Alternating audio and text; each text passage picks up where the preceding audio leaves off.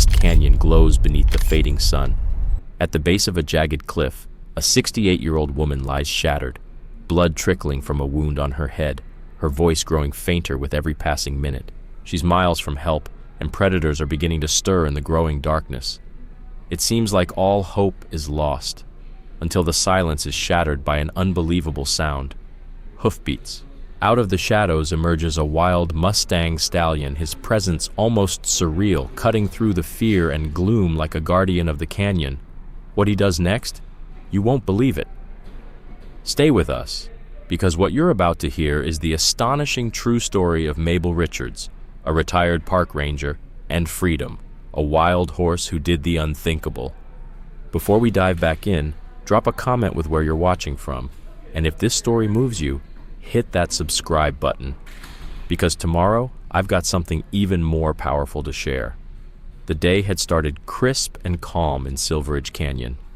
Morning sunlight spilled across the rugged terrain, turning the cliffs gold and amber. Mabel Richards, her hat pulled low to block the glare, steadied her hands and raised her camera. At 68, her body had slowed, but her heart still raced for one thing: wild horses.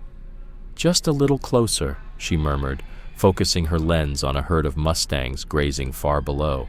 Her breath fogged in the chilly autumn air as she snapped photo after photo.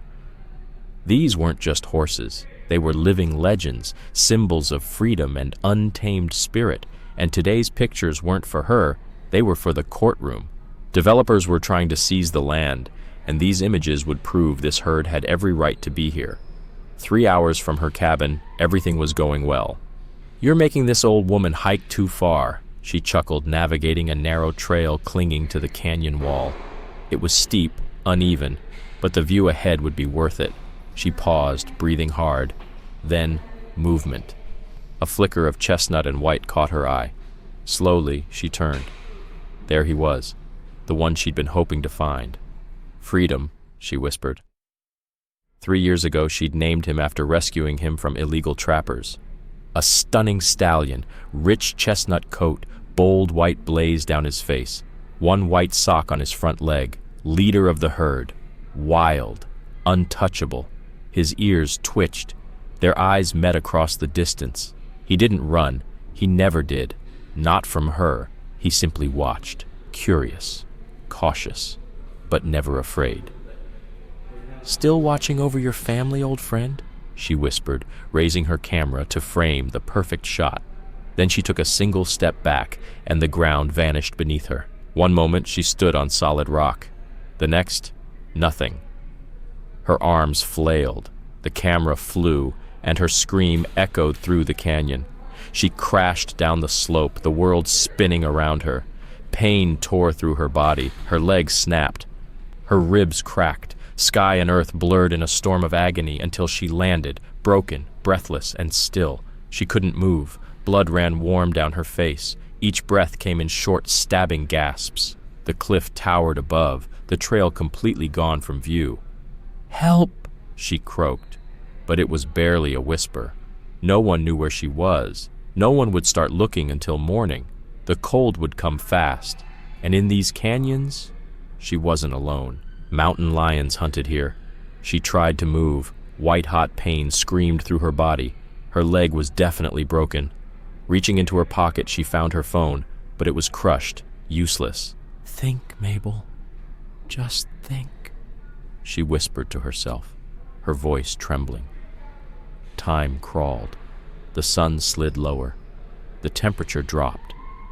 She dragged herself a few feet toward a small rock overhang. It almost made her pass out. The pain was relentless. Her strength fading.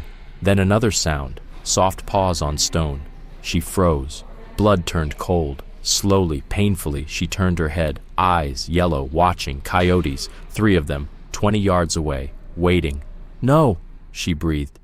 "Not like this." The largest coyote stepped forward, testing, sizing her up. She reached for a rock, her fingers closed around a jagged shard. It was all she had, a hopeless defense, but better than nothing. The coyote growled, low and hungry. The others began to spread out, circling. Mabel's heart pounded against her broken ribs. This was it. After everything she'd survived, all the years in the wilderness, all the dangers she'd faced head-on, this is how it would end. But then, another sound broke through the fear. Hoofbeats, fast, fierce, pounding against the canyon floor like a war drum. The coyotes froze, ears twitching. A high, piercing whinny cut through the dusk like lightning across a black sky. Mabel turned, blinking through pain and tears. A figure charged from the shadows. A horse. No, not just any horse. Freedom, she gasped, barely believing it. The Mustang stallion stormed toward the coyotes, his hooves tearing into the dirt, teeth bared, fury in every muscle. The predators scattered in a flash, yelping in surprise as dust swirled behind them.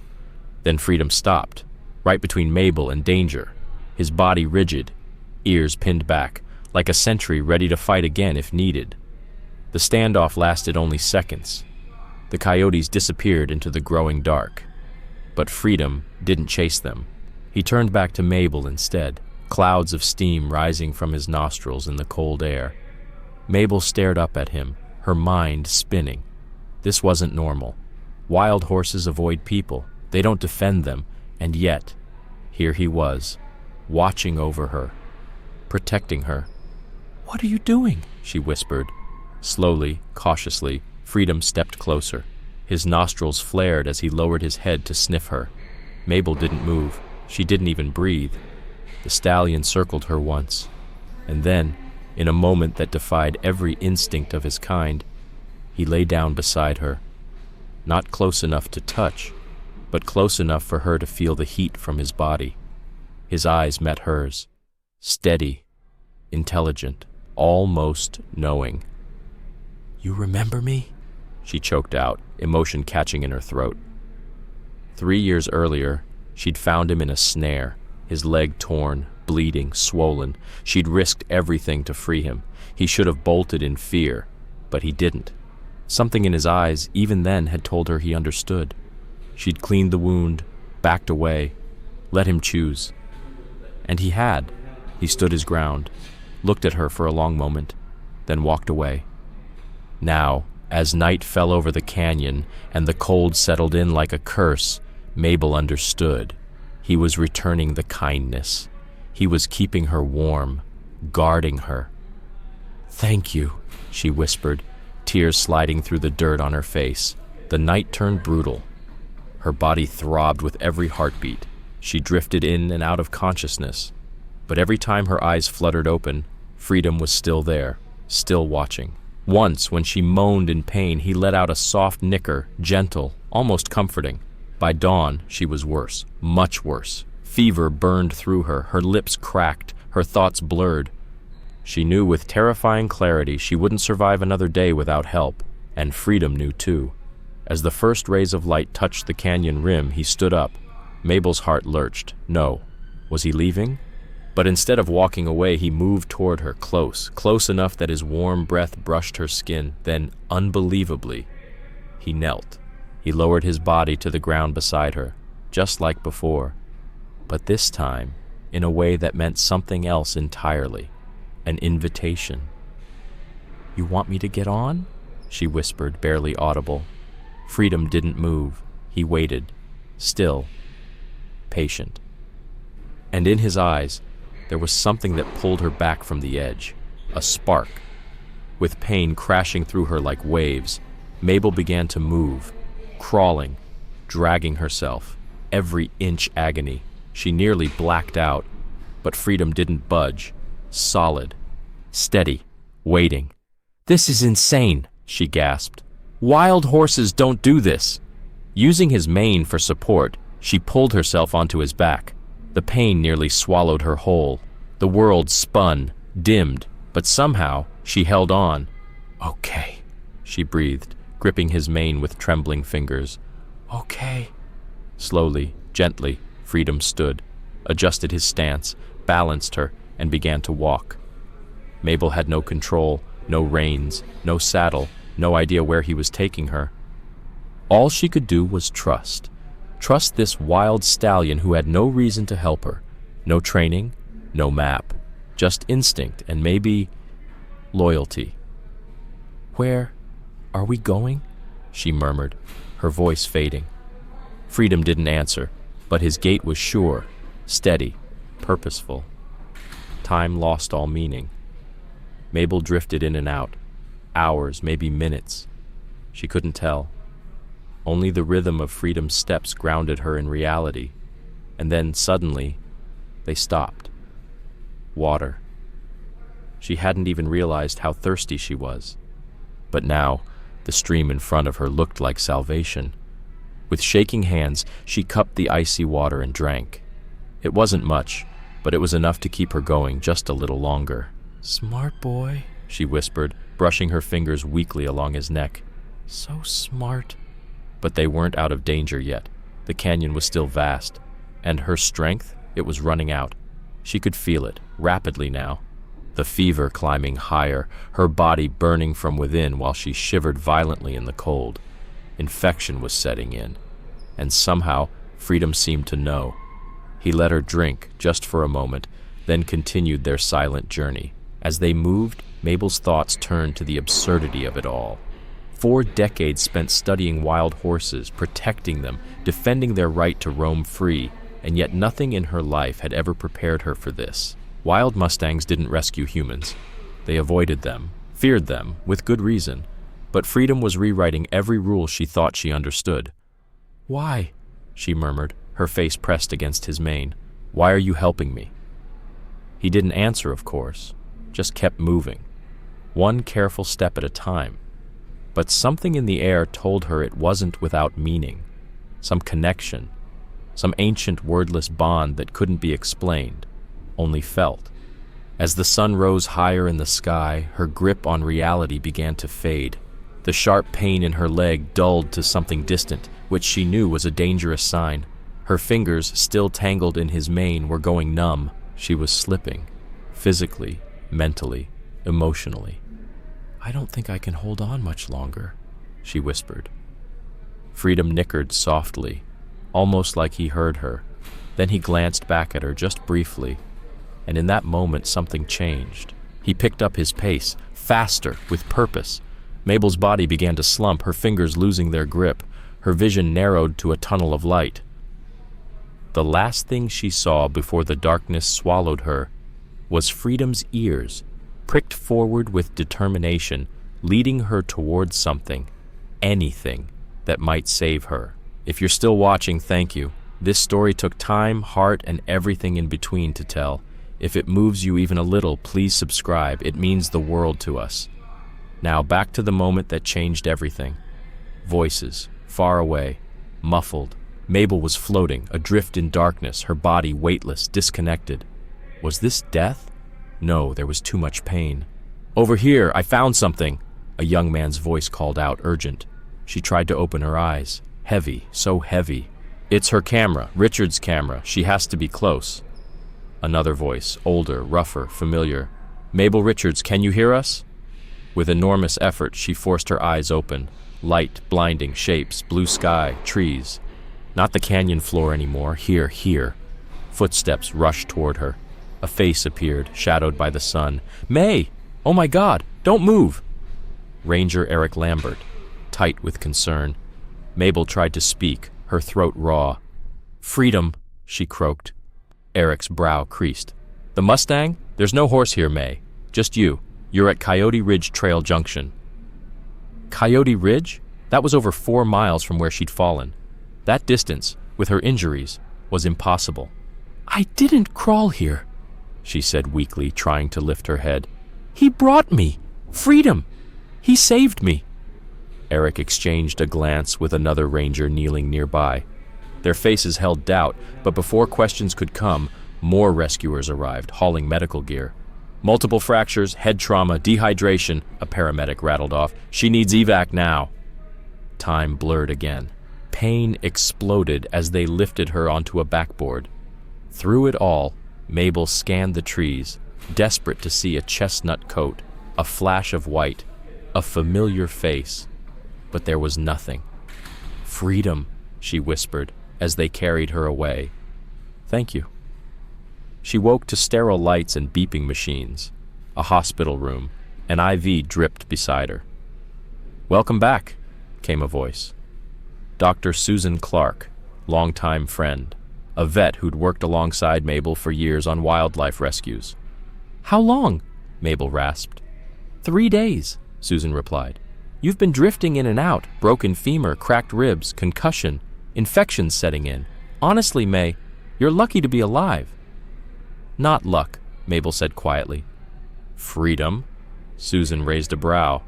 "Eric said you kept repeating that name. A Mustang?" "He carried me," Mabel said, her voice stronger now. "I fell from Hawks Peak. There's no way I made it to Coyote Ridge on my own. I couldn't even crawl." Susan's face didn't change. Calm, professional, controlled. "Mabel, wild horses don't—" "I know what they don't do," Mabel snapped, trying to sit up despite the pain. "I've spent my whole life studying them. But he did.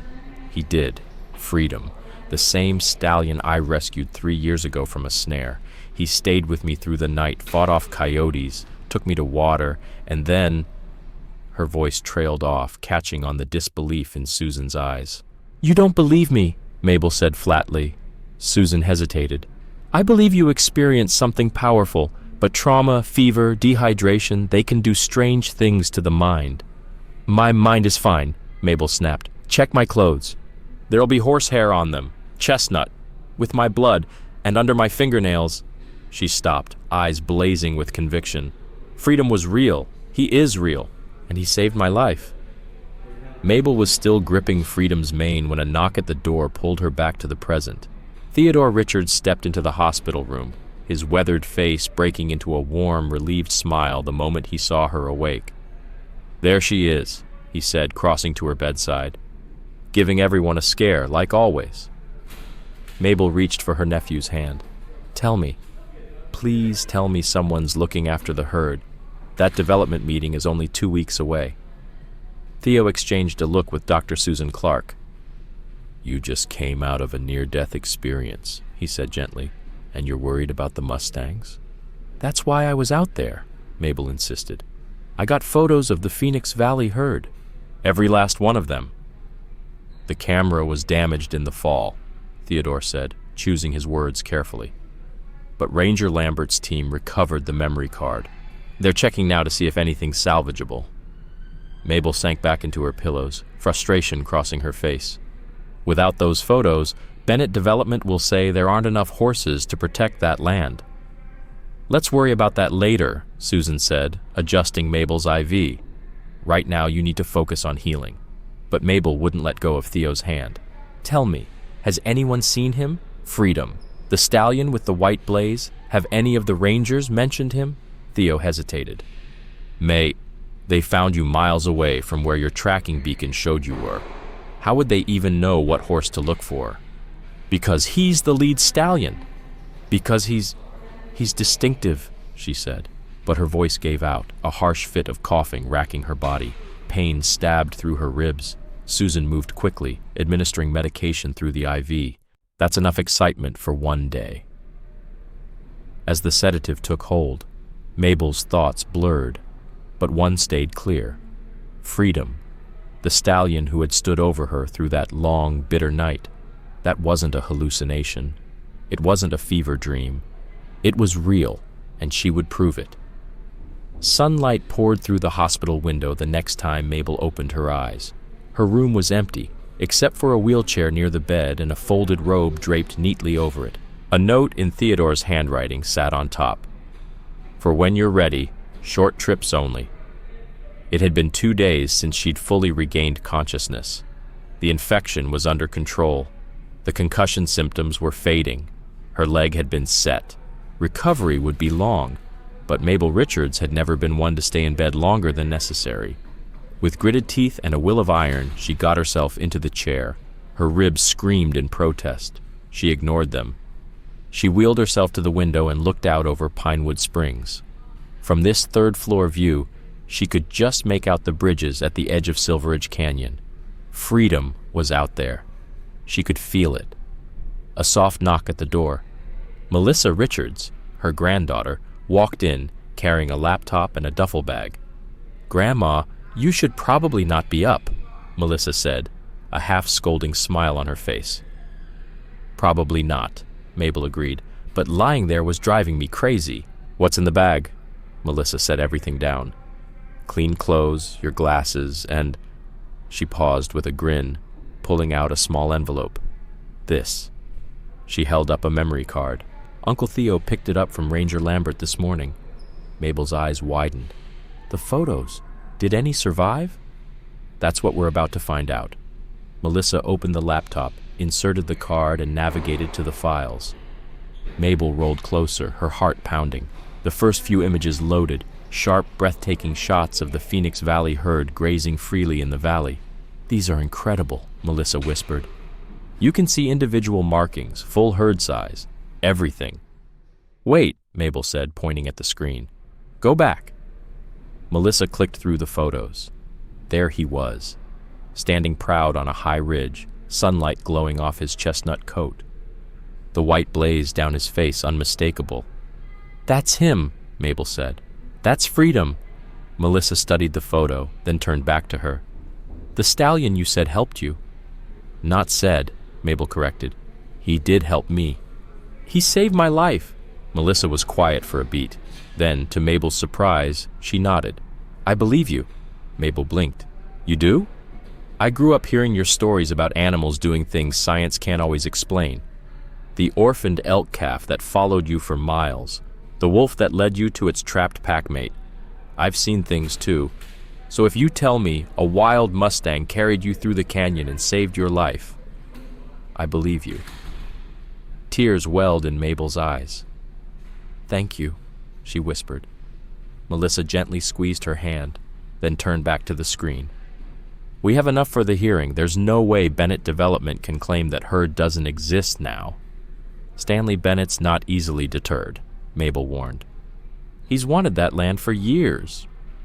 "Well, he can't have it," Melissa said, firm as stone. "Not if I've got anything to say about it." Before Mabel could reply, the door opened again. Dr. Susan Clark entered, this time accompanied by Theodore and, unexpectedly, Sheriff Albert Nelson. Susan arched a brow at Mabel in the wheelchair. "I see you're already making yourself at home. What's going on?" Mabel's eyes narrowed slightly as she noticed the serious looks on their faces. "Why is the sheriff here?" Sheriff Nelson stepped forward, removing his hat. "Miss Richards, I need to ask you a few questions about what happened on the mountain." "I fell," Mabel said plainly. "I was taking photos. The edge crumbled beneath me." "And after that?" the sheriff pressed. "How did you get from Hawks Peak all the way to Coyote Ridge?" Mabel glanced at Theodore, who gave her a subtle nod of support. She took a breath. "It was the stallion, Freedom," she said. "He stayed with me through the night, kept predators at bay, and when morning came, he let me ride him to safety." Sheriff Nelson's expression didn't change. "Miss Richards, we found something unusual where the rescue team located you, at Coyote Ridge. Tracks, horse tracks." Mabel's heart jumped. "That would be Freedom, a wild Mustang," the sheriff clarified. "Carrying an injured human several miles across rough terrain?" "I know how it sounds," Mabel said, her voice steady. "The tracks tell quite a story," Nelson continued. "They lead directly from the Hawks Peak area. They show a horse moving carefully, too carefully for a wild animal, almost as if it knew it was carrying something fragile. We also found blood on the trail, same blood type as yours." The room went still. Dr. Susan Clark finally broke the silence. "Are you saying the evidence supports Mabel's account?" Sheriff Nelson nodded. "I've worked these mountains for over 20 years. Seen plenty of strange things in nature, but this is different. Every sign points to one thing. Impossible as it sounds, a wild Mustang really did carry Miss Richards to safety." Mabel felt a wave of relief, but it didn't last. "There's something else," the sheriff added, his tone darkening. "While following those tracks back, my deputy found signs of illegal activity in Phoenix Valley. Fresh tire marks, equipment. It looks like someone's been setting traps in the protected zone." "Poachers," Theodore muttered. "Or worse," Mabel said, her voice grim. "Bennett Development has been trying to thin the herd for years. If they lower the horse count, it weakens the protection status of the land. I've got my team investigating, Nelson said, placing his hat back on. But I wanted you to hear it from me first, and to hear your story in full. After the sheriff and doctor left, Theodore closed the door behind them. His expression had shifted, something more serious. There's more, he said quietly. Something the sheriff doesn't know yet. Mabel straightened in her wheelchair. What is it? Walter Dixon called this morning. Said he was checking on his cattle near Stone Ridge. He spotted a Mustang. Trapped. Chestnut coat. White blaze. Just like Freedom. Mabel froze. Is he alive? He's alive, but hurt, Theodore said. Walter couldn't get close, said the trap looks professional, hidden, the kind that doesn't just catch, but disables. Melissa's voice was sharp. We need to call Ranger Lambert, get a team out there. There might not be time, Mabel interrupted. Those traps are meant to hold, but if the horse struggles, it can tear tendons, break bones. And if a predator finds him first, the room fell quiet. What are you suggesting? Theodore asked, though his eyes said he already knew. Mabel's voice was steady, full of quiet resolve. He saved my life, Theo. Now it's my turn. Grandma, you're in no condition, Melissa began. I don't plan to rappel off a cliff, Mabel said quickly.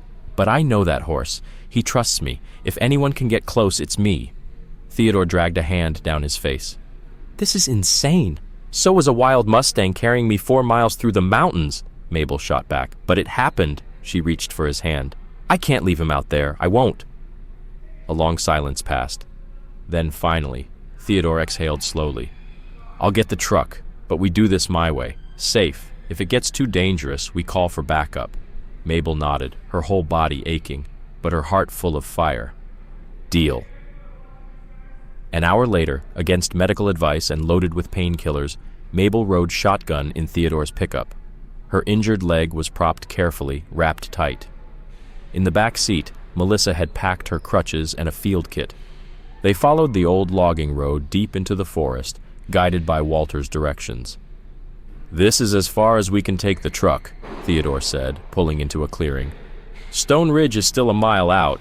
I can walk some of it, Mabel said, pointing to the crutches. Save your strength for later. He helped her out, adjusted the crutches under her arms, and gave her a long look. You tell me the second it hurts too much. Mabel gave a thin smile. You know I won't. They moved through the dense pine forest slowly. Each step was agony, but she pressed on, grimacing through the pain. Eventually, the ground turned rocky and steep. Time for me to carry you, Theodore said, not waiting for debate.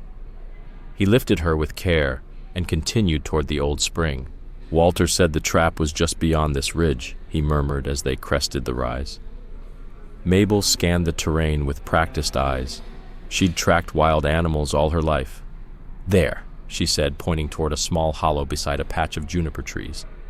Theodore eased her down onto a flat rock and handed her binoculars. Mabel raised them to her eyes, and her stomach dropped. Freedom lay sprawled on his side.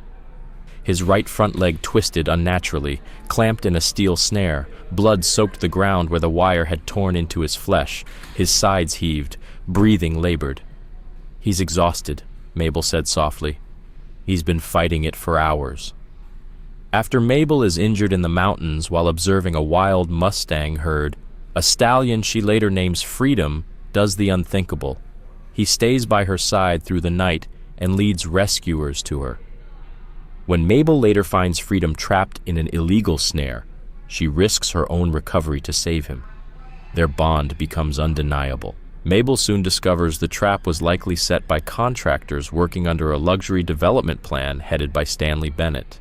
Despite her injuries, she leads a public campaign to stop the project, backed by photographic evidence, GPS tracking, and community support. At a packed town hall, Mabel's testimony and Freedom's actions turn public opinion. The county postpones the development and considers new protections for the valley. Bennett later sends a representative offering Mabel a bribe disguised as a compromise. She refuses and secretly records the meeting. With growing support from her community and a powerful connection to the wild herd, Mabel sets out to collect evidence exposing the developers' corrupt methods. When a wildfire threatens the valley, Mabel realizes the herd is trapped. She enters the fire zone alone, finds Freedom, and rides him to lead the entire herd to safety through a narrow mountain pass. The rescue becomes legendary. With Bennett exposed and the community united, a sanctuary is created to protect the Phoenix Valley herd.